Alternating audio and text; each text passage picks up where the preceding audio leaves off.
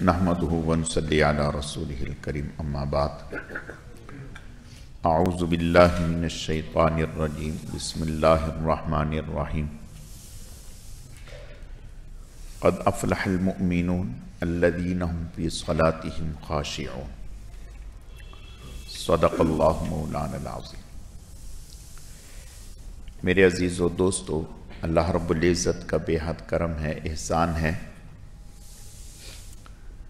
کہ اللہ پاک نے ہمیں دین سیکھنے، سمجھنے اور عمل کے جذبے سے جمع فرمایا ہے۔ اللہ تعالی ہم سب کے آنے کو، جمع ہونے کو، مل بیٹھنے کو اپنی بارگاہ میں اعلیٰ درجے میں قبول فرمائے،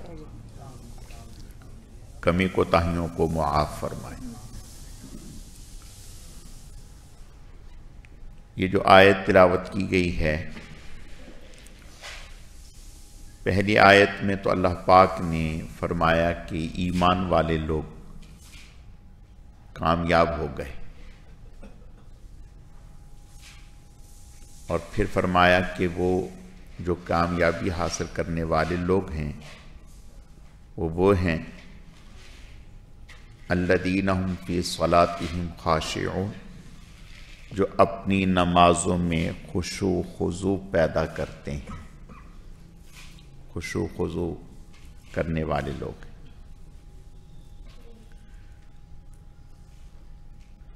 نماز اسلام کے ارکان میں سے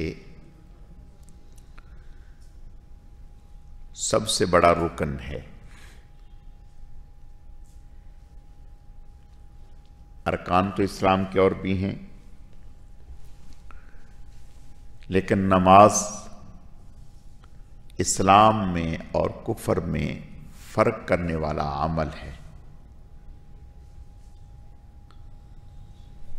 قیامت کے دن اللہ کی بارگاہ میں سب سے پہلے نماز ہی کے بارے میں سوال ہوگا۔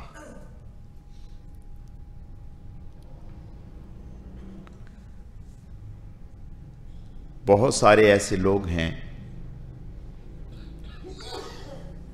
جو نماز تو پڑھتے ہیں،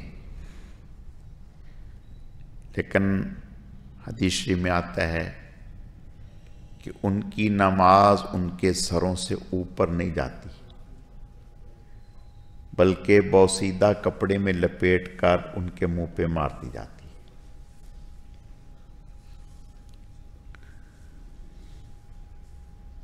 تو پتہ چلا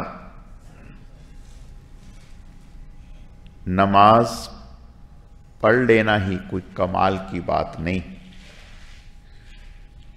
بلکہ نماز کو نماز کے طریقے سے پڑھنا ہی اصل عمل ہے۔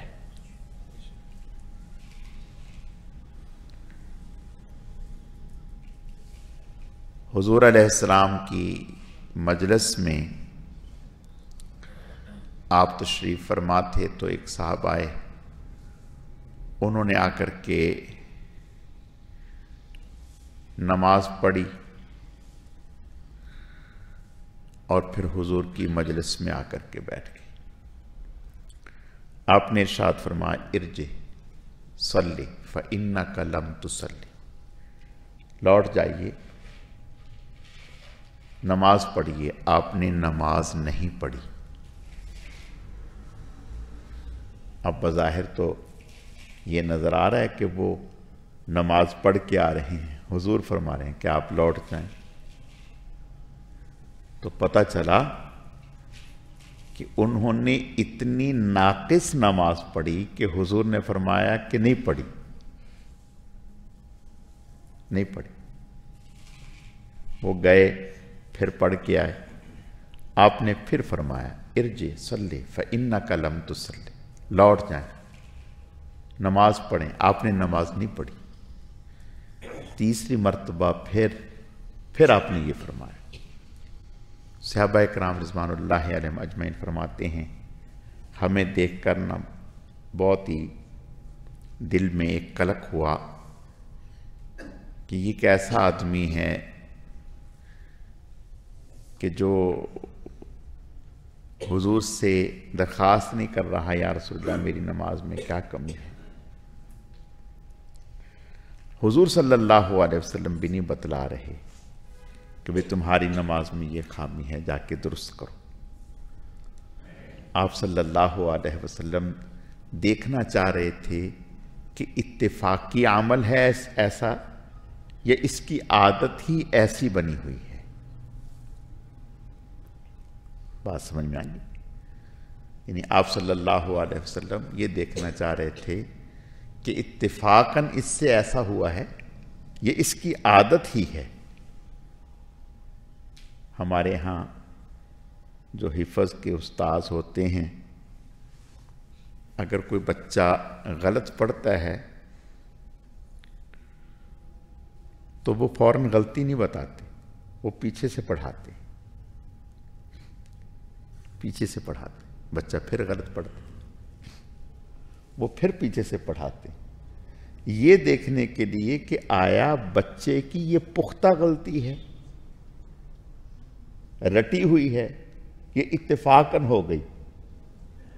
یہ مطلب نہیں کہ وہ راضی ہیں اس بات پہ کہ غلط پڑھے جاؤ، نہیں، استاد یہ دیکھنا چاہتا ہے کہ یہ اس کی پختہ غلطی ہے، رٹی ہوئی ہے، یہ اتفاقی غلطی ہے۔ اگر اتفاقی غلطی ہو تو وہ جلدی ٹھیک ہو جاتی ہے، اور اگر پختہ ہو اور رٹی ہوئی ہو تو استاد صرف یہ نہیں کہ غلطی بتاتا ہے، نہیں کہتا قرآن پاک کھولو، قرآن پاک کھلواتا ہے، پھر اس کو کہتا اب دیکھ کے پڑھو۔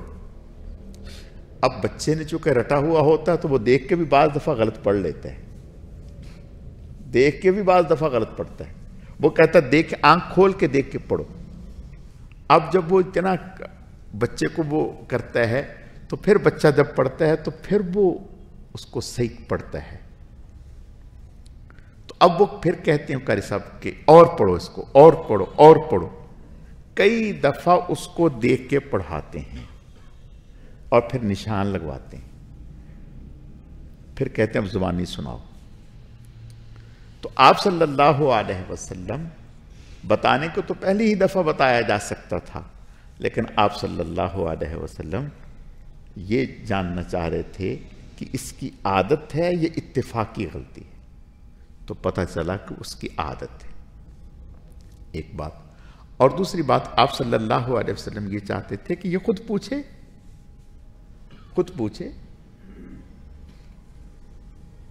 پھر انہوں نے چوتھی مرتبہ خود کہا یا رسول اللہ صلی اللہ علیہ وسلم مجھے بتلائیے کیا غلطی ہے۔ آپ نے پھر بتلایا کہ بھئی میاں اچھے طریقے سے وضو کرو، اور پھر اچھے طریقے سے نماز پڑھو۔ آپ نے فرمایا بدترین چوری نماز کی چوری ہے۔ صحابی فرمانے لگے نماز میں کیا چوری ہے؟ آپ نے فرمایا نماز کی چوری یہ ہے رکوع سجدہ قعدہ جلسہ اچھے طریقے سے نہ کرنا، یہ نماز کی چوری ہے، یا نماز میں ادھر ادھر کر۔ تو اب وہ نماز تو پڑھ رہے تھے لیکن رکوع اور قوما یعنی رکوع کے بعد سیدھا کھڑا ہونا اور جلسہ یہ اچھے سے نہیں کر رہے تھے۔ اب اچھے سے کرنے کا کیا معنی کہ جب رکوع میں جائیں تو اتنی دیر آپ رکوع میں رہیں جتنی دیر 3 مرتبہ سبحان ربی العظیم کہا جاتا ہے۔ علماء نے لکھا کہ رکوع میں جب آدمی جائے اس کے ہاتھ گھٹنوں تک پہنچ جائیں، یہ فرض مقدار ہے، اور 1 مرتبہ سبحان ربی العظیم کہنا، اتنی مقدار ٹھہرنا یہ واجب ہے۔ 3 مرتبہ سبحان ربی العظیم کہنے کی مقدار ٹھہرنا یہ سنت ہے۔ تو اس کو کہتے ہیں تعدیل ارکان، یعنی ہر رکن کو ٹھہر ٹھہر کے ادا کریں۔ بہت سارے لوگوں کو دیکھا ہوگا کہ وہ رکوع کرنے کے بعد سیدھا کھڑے نہیں ہوتے، بس رکوع سے تھوڑا سا اٹھتے ہیں اور فوراً سجدے میں چلے جاتے ہیں۔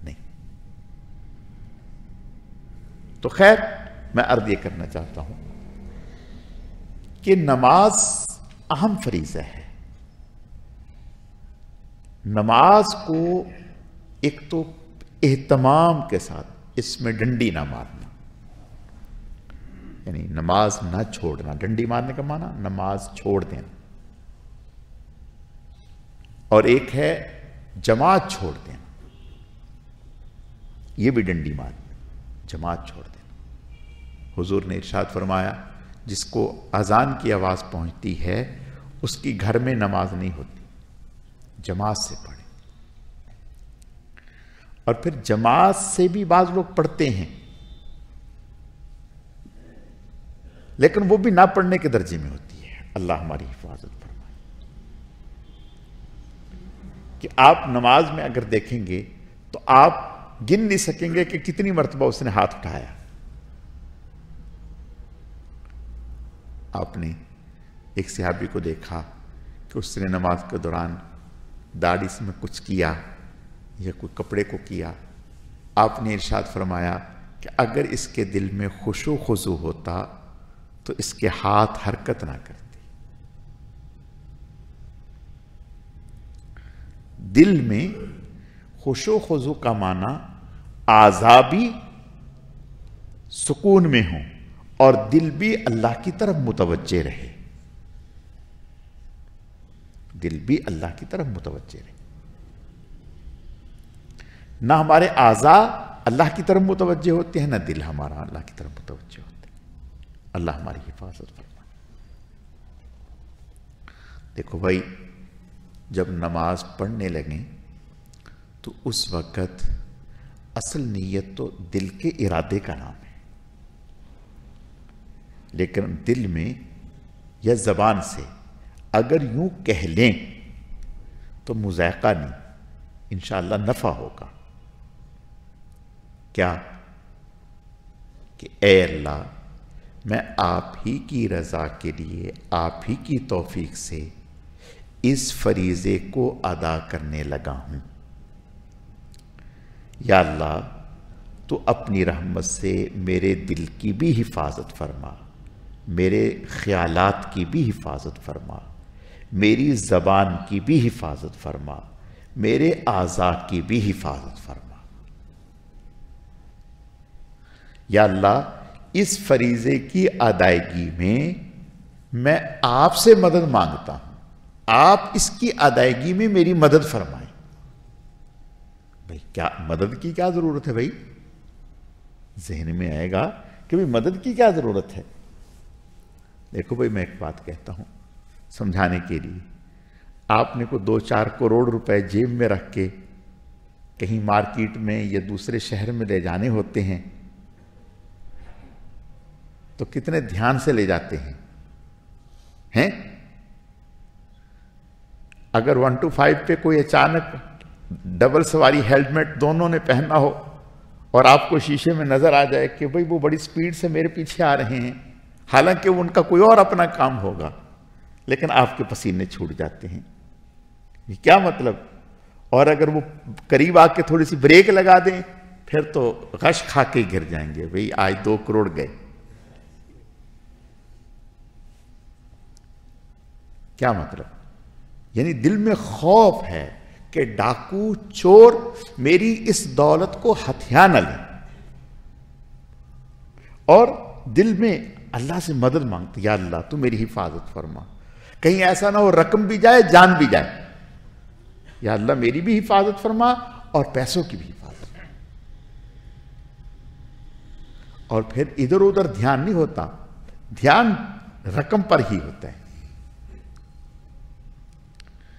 بالکل اسی طرح سے آپ کے پیچھے بہت بڑا ڈاکو لگا ہوا ہے. ایک نہیں 2 ڈاکو ہیں. ایک تو شیطان ہے جس کو اللہ پاک نے ہمارا دشمن کہا ہے، ان الشیطان لکما عدو مبین، کھلم کھلا دشمن. اور ایک ہمارا نفس ہے. 2 ڈاکو ہمارے لگے ہیں.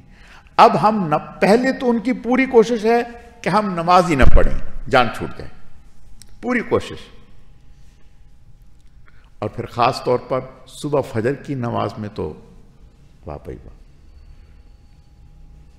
وہ آ کر کے ہمارے سر کی مالش کرنے لگتے ہیں کہ سو جائے، یہ سو جائے، اور یہ بتاتے ہیں کہ بھئی رات تو بہت لمبی ہے، بہت لمبی ہے، اٹھنے نہیں دیتے، اور اگر ہمت کر کے اٹھ ہی گئے تو وضو سے ہی نہیں کرنے دیتے۔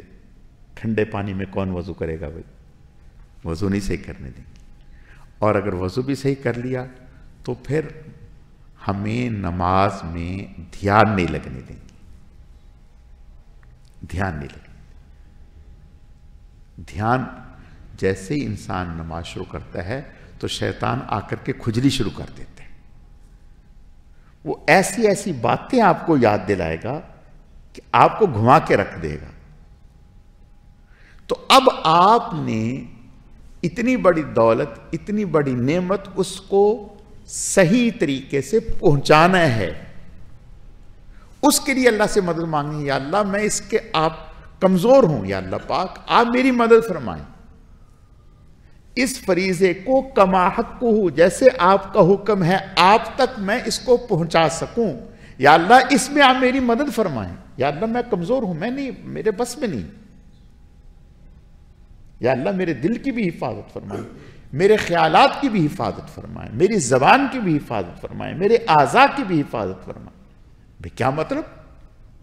آنکھ نہ بہکے، کان نہ بہکے، اعضاء ادھر ادھر متوجہ نہ ہو، پورا دھیان نماز میں رہے، اور پھر بار بار جائزہ لیں کہ آیا نماز میں میرا دھیان ہے بھی، کہیں ادھر ادھر ہوا تو نہیں۔ دیکھو بھائی، جو بکریاں چرانے والا ہوتا ہے چرواہا، وہ اپنی بکریوں سے غافل نہیں ہوتا، ہاتھ میں ڈنڈا ہوتا ہے، اور بکری کا کام کیا ہوتا ہے؟ کبھی ادھر کبھی ادھر، کبھی ادھر کبھی ادھر۔ اگر بکری ادھر گئی ہے وہ کرے گا اور ڈنڈی مارے گا، پھر ادھر گئی ہے پھر ڈنڈی مارے گا، یعنی بکری کو ادھر ادھر نہیں جانے دینا۔ تو سمجھے آپ چرواہے ہیں، اور دماغ آپ کا جو ہے وہ بکری ہے، وہ کبھی ادھر جائے گا کبھی ادھر جائے گا، کبھی ادھر جائے گا شیطان انگلی لگائے گا، کبھی ادھر کبھی ادھر۔ آپ نے اس کو گھما پھرا کے نماز میں لانا ہے، آپ نے اس کو گھما پھرا کے نماز میں لگا، نہیں بھئی نماز میں، نہیں بھئی نماز میں، نہیں بھئی نماز میں۔ پہلے اللہ سے مدد مانگنی ہے، پہلے اللہ سے مدد مانگنی ہے، اور پھر نماز میں متوجہ رہنا ہے، پھر اپنا خیال رکھنا ہے کہ میں نماز میں متوجہ ہوں، کہیں ادھر ادھر کی پلاننگ تو نہیں کر رہا، کوئی حساب کتاب تو نہیں کر رہا۔ اور یہ ایک دن میں نہیں ہوگا، 10 دن میں نہیں ہوگا، مہینے میں نہیں ہوگا، اس پہ لمبی محنت چاہیے۔ حضرت امام غزالی رحمۃ اللہ علیہ 2 بھائی تھے، محمد غزالی، احمد غزالی، ایک بڑے تھے ایک چھوٹے تھے۔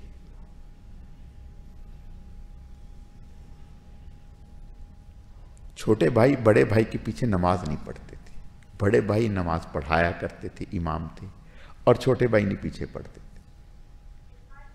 لوگوں نے اعتراض کیا، لو بھائی یہ کیا بات ہے، اپنا ہی بھائی پیچھے نماز نہیں پڑھتا، اگر اس کی نہیں ہوتی تو ہماری کیسے ہوگی؟ تو بڑے بھائی نے والدہ سے کہا کہ دیکھو میرا چھوٹا بھائی ہے اور میرے پیچھے ہی نماز نہیں پڑھتا۔ تو والدہ نے بیٹے کو بلا کر کے سمجھایا کہ بری بات ہے، تمہارا بھائی ہے نماز پڑھاتا ہے، تم اس کے پیچھے نماز کیوں نہیں پڑھتے؟ کہا کچھ نہیں، کہا اچھا چلو پڑھوں گا۔ اگلے دن گئے، 2 رکعتیں پڑھیں، اور 2 رکعتوں کے بعد نماز توڑ کے آ گئے۔ 2 پڑھیں، 4 کی نیت باندھی ہوئی تھی، 2 پڑھیں اور نیت توڑ کے آ گئے۔ اب ظاہر ہے ایسی چیزوں پہ تو لوگوں کی نظر ہوتی ہے نا، لوگوں نے کہا چلو شکر ہے آج تو بھائی کی پیچھے ہو جائے گی۔ جب 2 پڑھ کے بھاگ گئے تو انہوں نے کہا لو بھائی کریلا اور نیم چڑھا، پڑھی ہی نہیں، اس سے بہتر تو پڑھتے ہی نہیں، 2 پڑھ کے بھاگ گئے۔ تو خیر انہوں نے گھر جا کے والدہ سے کہا کہ امی جان آج تو اس نے اور زیادہ ظلم کر دیا۔ کہا کیا؟ کہا آپ کے کہنے سننے پر پڑھی تھی، 2 پڑھی اور بھاگ گئے چھوڑ کے بیچ میں۔ انہوں نے بیٹے کو بلایا کہ بیٹا یہ کیا بری بات ہے، بری حرکت ہے کہ آپ نے؟ کہا کہ امی جان جب تک یہ نماز میں رہے تو میں ان کے پیچھے نماز پڑھتا رہا، اور جہاں یہ گھوڑا ڈھونڈنے لگ گئے وہاں میں چھوڑ کے آ گیا کہ اب تو یہ نماز میں نہیں۔ اب جب اس نے یہ بات کہی تو بڑے بھائی کا ساتھ ندامت سے جھک گیا کہ وہ کوئی جانور گم ہو گیا گھوڑا، اس کو خیال میں کہ وہ ادھر نہ گیا ہو، ادھر نہ گیا ہو، ادھر نہ گیا ہو، یہ خیال ان کو آ رہا، اور اس کے پیچھے خیال کے پیچھے۔ تو اب چھوٹا بھائی اللہ نے اس کو ایسی نگاہ دی ہوئی تھی کہ وہ پڑھ تو نماز رہے تھے لیکن ان کے دماغ میں اللہ ان کا ذہن جو ہے وہ منکشف کیے ہوئے تھے کہ ان کو پتہ چل رہا تھا کہ اب تک یہ نماز میں ہے، اب یہ نماز سے باہر نکل گئے۔ بات سمجھ میں آ گئی؟ والدہ نے کہا تم دونوں ہی نالائق ہو۔ والدہ نے کہا تم دونوں ہی نالائق ہو، دونوں کام کے نہیں۔ اب وہ دونوں کے کان کھڑے ہو گئے۔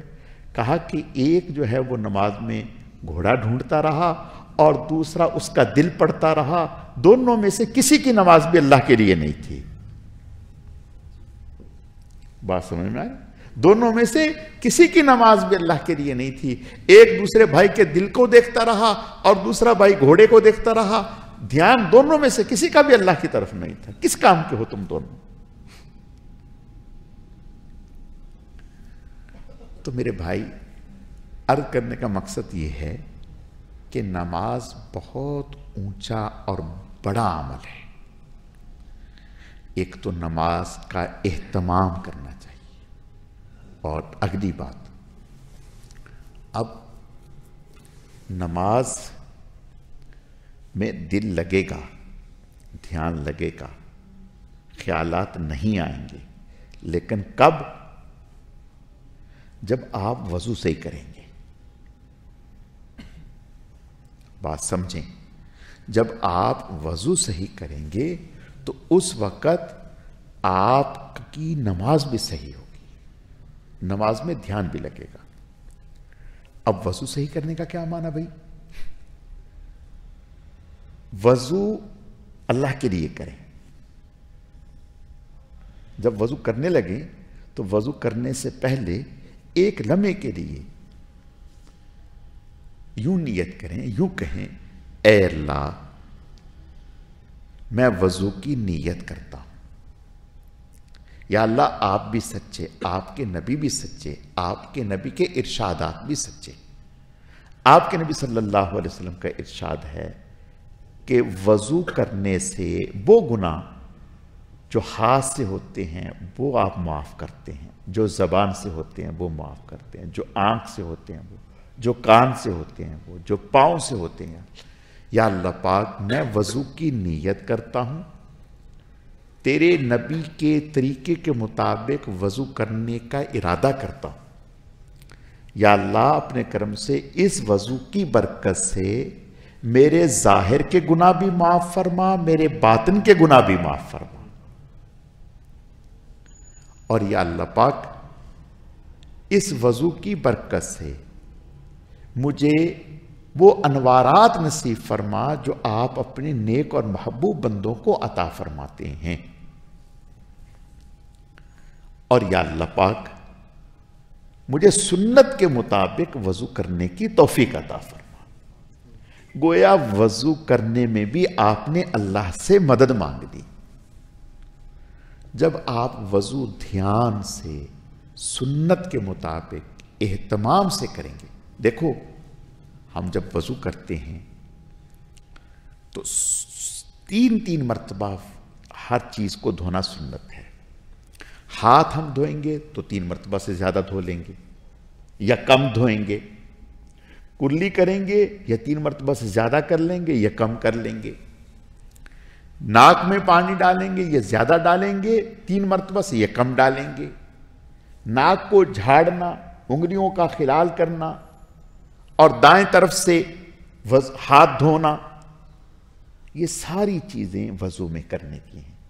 اور اس استحضار کے ساتھ کہ واقعتاً وضو کرنے کی برکت سے میرے ہاتھ کے گناہ معاف ہو رہے ہیں، میرے زبان کے گناہ معاف ہو رہے ہیں، میری آنکھ کے گناہ معاف ہو رہے ہیں، میرے کان کے گناہ معاف ہو رہے ہیں، میرے پاؤں کے گناہ معاف ہو رہے ہیں، میرے ظاہر کے گناہ معاف ہو رہے ہیں، میرے باطن کے گناہ معاف ہو رہے ہیں۔ جب انشاءاللہ آپ اس دھیان سے وضو کریں گے تو اللہ آپ کو نماز کا نور نصیب فرما دیں گے، نماز کا سکون نصیب فرما دیں گے، نماز کا دھیان نصیب فرما دیں گے، نماز کا استحضار نصیب فرما دیں گے، اللہ نماز کی حلاوت نصیب فرما دیں گے۔ پھر انشاءاللہ جو ہم نماز پڑھیں گے اس نماز کی برکت سے ہمیں لگے گا کہ ہمارے گناہ چھوٹ رہے ہیں، ہمارے گناہ ختم ہو رہے ہیں، ہمارے گناہ مٹ رہے ہیں۔ تو میرے بھائیوں، نماز میں اپنے دل کو بھی اللہ کی طرف متوجہ رکھنا، اپنے اعضاء کو بھی اللہ کی طرف متوجہ رکھنا۔ اللہ تعالیٰ مجھے آپ کو سمجھنے کی، عمل کرنے کی توفیق عطا فرمائے۔